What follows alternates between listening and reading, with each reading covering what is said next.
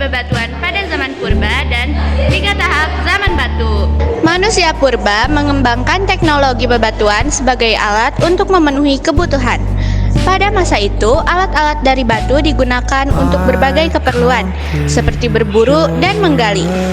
Pembagian 3 zaman berdasarkan perkembangan teknologi dan budaya manusia purba.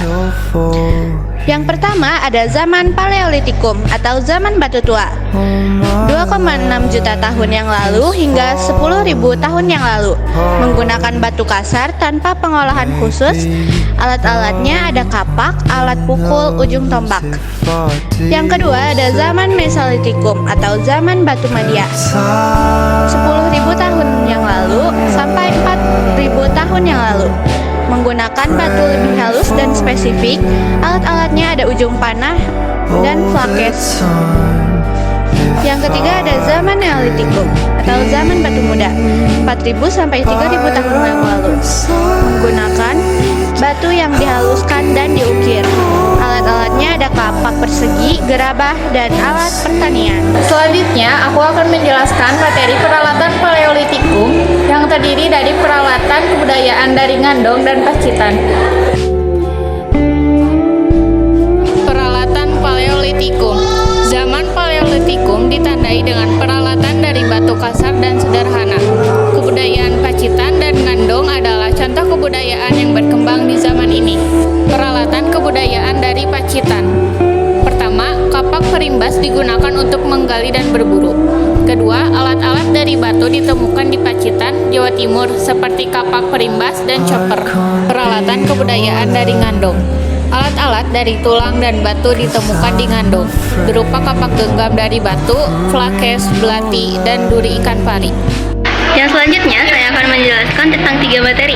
Yang pertama yaitu perkembangan teknologi pada zaman Mesolitikum, yang kedua tentang penemuan api, dan yang ketiga mengenai revolusi pada zaman Neolitikum. Teknologi yang berkembang pada zaman Mesolitikum ini ada 2. Yang pertama yaitu jokan mendengar. Istilah ini berasal dari bahasa Denmark yang berarti timbunan kerang dapur. Tumpukan ini biasanya terdiri dari kulit kerang, tulang ikan, sisa makanan, pecahan alat batu, dan terkadang tulang hewan. Jokan mendengar ini menunjukkan bahwa manusia purba pada masa tersebut mengandalkan sumber daya laut untuk bertahan hidup. Lalu yang kedua ada Abusraj. Abusraj ini adalah gua alami di bawah tebing yang digunakan oleh manusia purba sebagai tempat berlindung. Lokasi ini sering menyimpan artefak bersejarah seperti lukisan pada gua dan juga alat batu. Lalu yang selanjutnya ada penemuan api.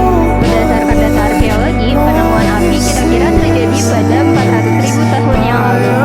Pada awalnya, pembuatan api dilakukan dengan cara membenturkan dan menggosokkan benda halus yang mudah terbakar dengan benda padat lain yang kemudian akan menghasilkan percikan api.